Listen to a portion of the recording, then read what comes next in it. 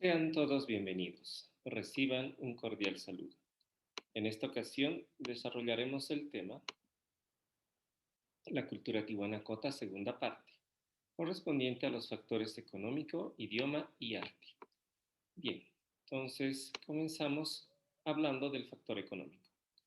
Diremos que Tiwanaku era gobernado por una nobleza que además tenía el dominio del ejército y probablemente también de los artesanos más hábiles del imperio. Bien, estos serían los gobernantes y se caracterizaban por tener un cráneo deformado, de tal manera que la parte posterior era mucho más grande que los humanos actuales, y de esa forma se distinguían de los demás y era una señal de estatus. Bien, por debajo de esta nobleza gobernante se encontraban los artesanos especializados, para que decir que Tiwanaku alcanzó un nivel de desarrollo artístico notable, como se verá en la parte de arte al final del video. Por debajo de esos artesanos se encontraban los pueblos sometidos de Tiwanaku, que vivían en las áreas rurales, realizando la producción agrícola en los distintos pisos ecológicos. Es posible que en un nivel más bajo se encontraran los llanas, es decir, las comunidades esclavizadas. Se piensa que es probable que haya existido este nivel, dado que los incas sí lo tuvieron y los incas eran descendientes directos del legado tihuanacota, pero queda en una incógnita por el momento, si es que hubo o no llanas. Al parecer no utilizaban moneda más que en la zona norte del imperio, y esa moneda constituirían flechas de obsidiana que se podían efectivamente utilizar como proyectiles para la guerra o para cazar, ¿no? Y habrá que decir que el pueblo de los pueblos sometidos, valga la redundancia, vivían en Aylus, en la zona rural, realizando actividad de producción comunitaria.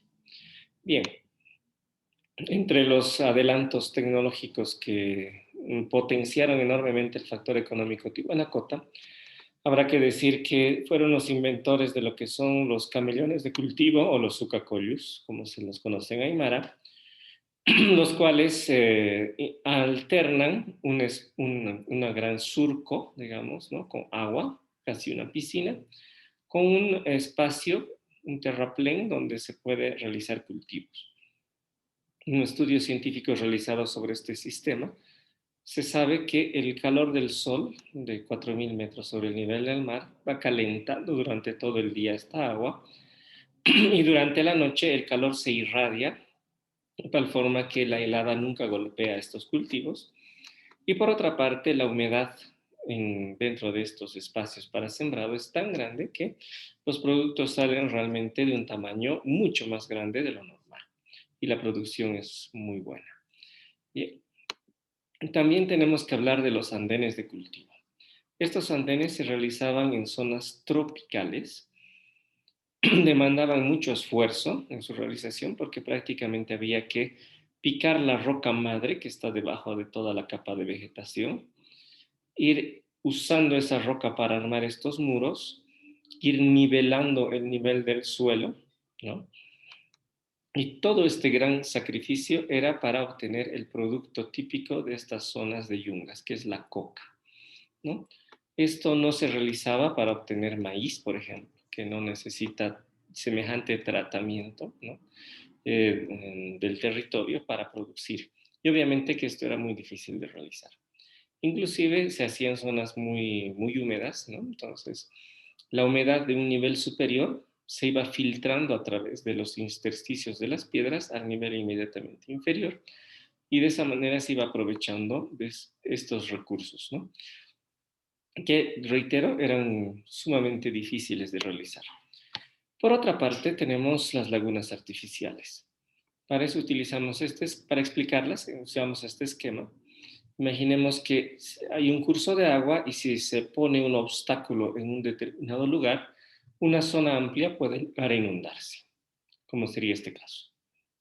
Y en los tihuanacotas identificaban el lugar donde querían hacer una laguna, desviaban el curso del agua, toda la zona que iba a volverse laguna la cubrían, bueno, deshieraban primero, hasta la última hierbita. Posteriormente colocaban una capa de arcilla cubriendo todo, todo, absolutamente todo.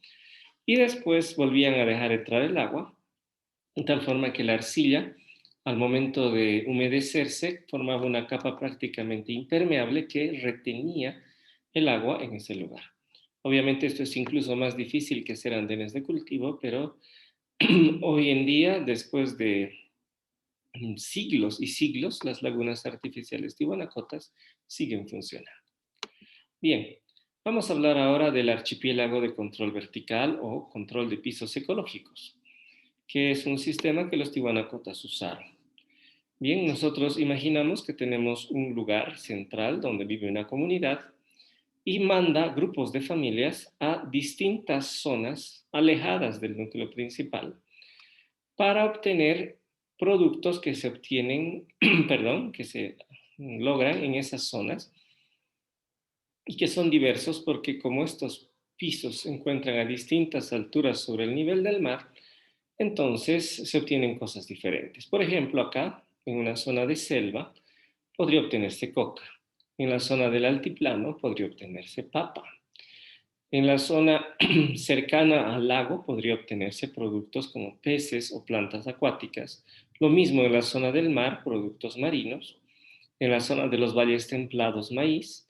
En la zona de las altas punas podría ser la crianza de camélidos. Entonces, todos esos productos se compartían entre los mismos pueblos, ¿no? Y no tenían necesidad de utilizar dinero, ¿no? Haciendo un esquema ya, viendo con más claridad la verticalidad, podemos ver que los asentamientos estaban en distintos ecosistemas a distintas alturas sobre el nivel del mar, lo cual les permitía tener variedad de productos.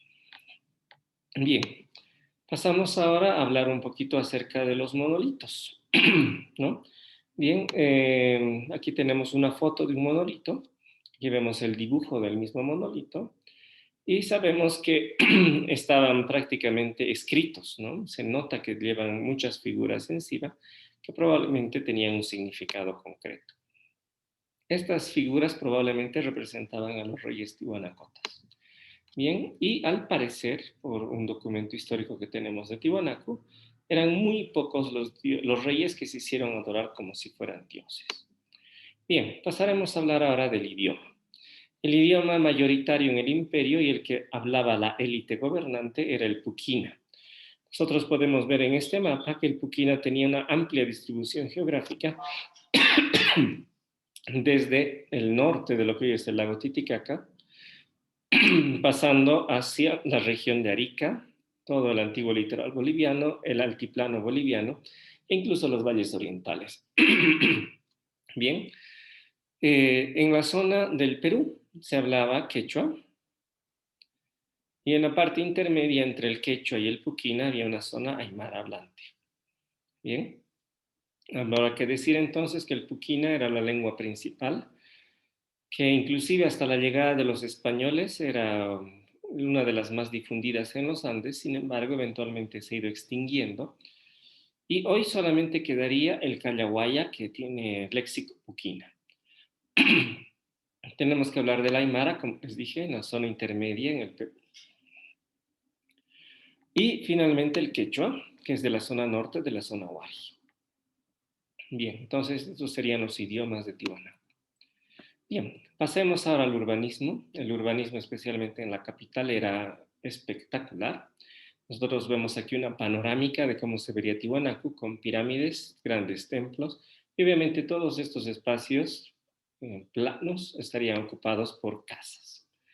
Bien, vamos a hablar de algunas pirámides. Empezamos por Pumapunku, que es una pirámide bastante plana, de no mucha altura, tal vez la primera que hicieron los tiwanacotas. Y nosotros tenemos aquí una recreación de esa pirámide. Notamos que las paredes al parecer se cubrían con textiles para las ceremonias y lo que se llama la Puerta del Sol era la puerta de ingreso a este templo que probablemente era para adorar a los dioses chavines, empezando por el Señor de los Báculos, que es el que estaría representado en la mal llamada Puerta del Sol. Bien, aquí tenemos una pirámide mucho más grande, que es la pirámide de Acapana, con 7 niveles.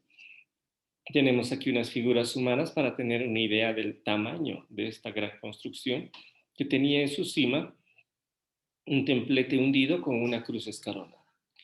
Aquí tenemos una recreación del mismo monumento, aunque no se nota mucho, pero cada uno de los niveles tenía un tono distinto y de lejos además con guijarros brillaba mucho con el reflejo del sol. Entonces era una maravilla ver una gran pirámide en degradé y además con un brillo especial, ¿no? Bien, pasamos ahora a un gran templo que actualmente se llama Kalasasaya, pero que estaba dedicado al culto del sol, ¿no? Dado que la orientación que tiene está alineada con el solsticio de invierno. Entonces se piensa por eso que este templo tenía relación con el culto al sol. Bien, aquí tenemos otra imagen de la entrada a ese templo. Este templo de acá, ¿no? Es la parte del ingreso al templo solar o al templo del sol. Pero delante de ese templo se encuentra otro templete que está hundido. De hecho, voy a regresar en la presentación para ver un poco mejor esa parte. Vemos aquí está el templo solar de Kalasasaya y delante de este templo se encuentra otro que está por debajo del nivel del suelo. Bien, este templo probablemente corresponde al primer santuario que hubo en Tiwanaku y se llenaba con agua, ¿no? Y se hacía una ceremonia que se llama balseo, que todavía pervive hoy en Huaki, cerca del lago Titicaca y cerca de Tiwanaku, donde se tiene que dar una vuelta en una balsa y regresar al punto de partida, ¿no? Y además, por los hallazgos arqueológicos, se ha evidenciado que ese templo se iba llenando para las ceremonias de agua, ¿no? Y en ese templete semisubterráneo inclusive hay varias cabezas, más de 150 cabezas que al parecer tienen fisonomías diferentes y nuevamente correspondería a distintos grupos, a distintas etnias que formaron parte del imperio Tiwanaku. Bien, ahora ustedes notarán en los muros del templo solar de Kalasasaya que hay una parte que es diferente, que es la parte superior, ¿no? Se nota por el tamaño de las rocas que esta parte superior ha sido añadida posteriormente en la restauración que se hizo del templo de Kalasasaya. Bien, sin embargo, la parte más llamativa es la parte del ingreso. No hay que decir que ese ingreso no corresponde a arquitectura andina. Es un hermoso ingreso que arquitectónicamente corresponde a arquitectura moderna del siglo XX, pero la verdad no sabemos cómo habrá sido el ingreso.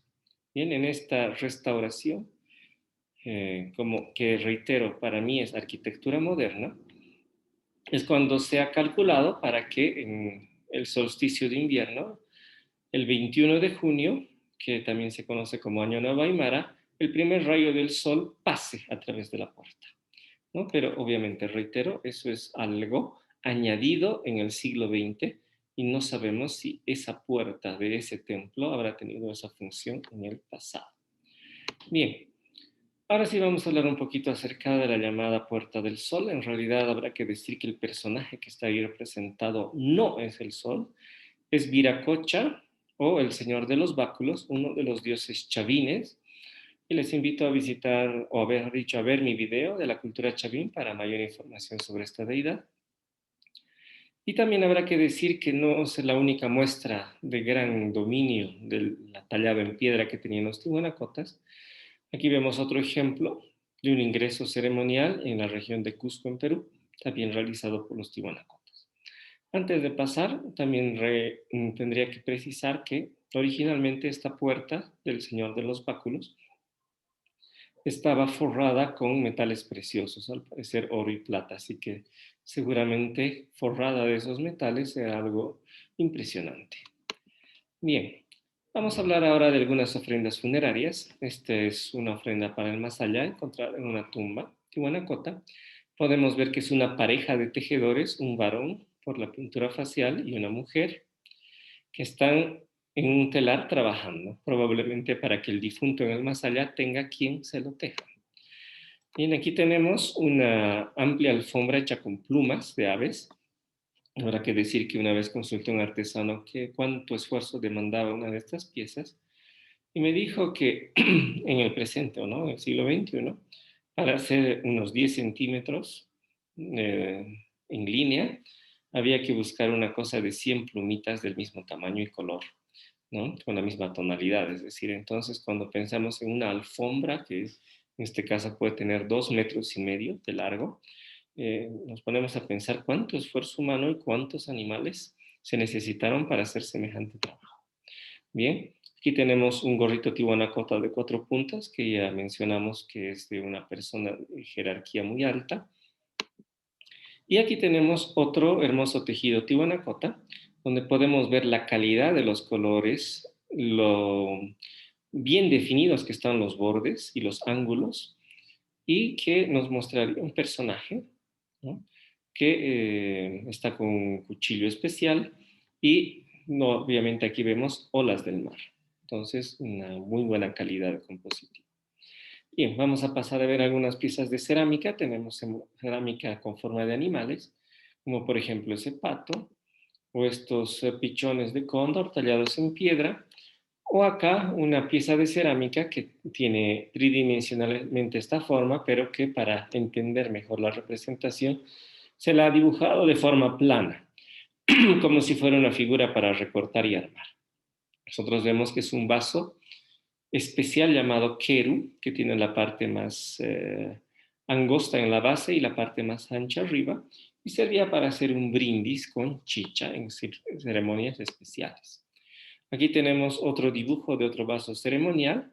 Nosotros podemos ver que tenía una cabeza de cóndor vista acá de frente, vista de arriba la misma cabeza y vista de costado la cabeza del cóndor. Vemos que este personaje tiene cabeza de cóndor, cuerpo de puma, brazos humanos, un báculo, que al parecer tiene una cabeza de serpiente y además alas, ¿no? Esto nos recuerda también cuando veíamos en un video anterior el arte paleolítico al nivel abstracto chamán. Bien, aquí tenemos otro dibujo que corresponde igualmente a cerámica, donde podemos ver motivos animales, probablemente un puma y una serpiente. Bien, aquí vemos otras muestras de cómo era de colorida la cerámica tihuanacota y aquí tenemos un modelo tridimensional, ¿no? Hay que decir que la calidad pictórica y también formal de la cerámica tihuanacota es excepcional. Inclusive podríamos decir superior al nivel que actualmente tienen los artesanos en el siglo XXI. Bien, con eso terminamos este breve repaso, estos factores que hemos visto del pueblo tihuanacota y los invito a ver el siguiente video donde veremos otros aspectos de su brillante cultura. Muchas gracias por su atención.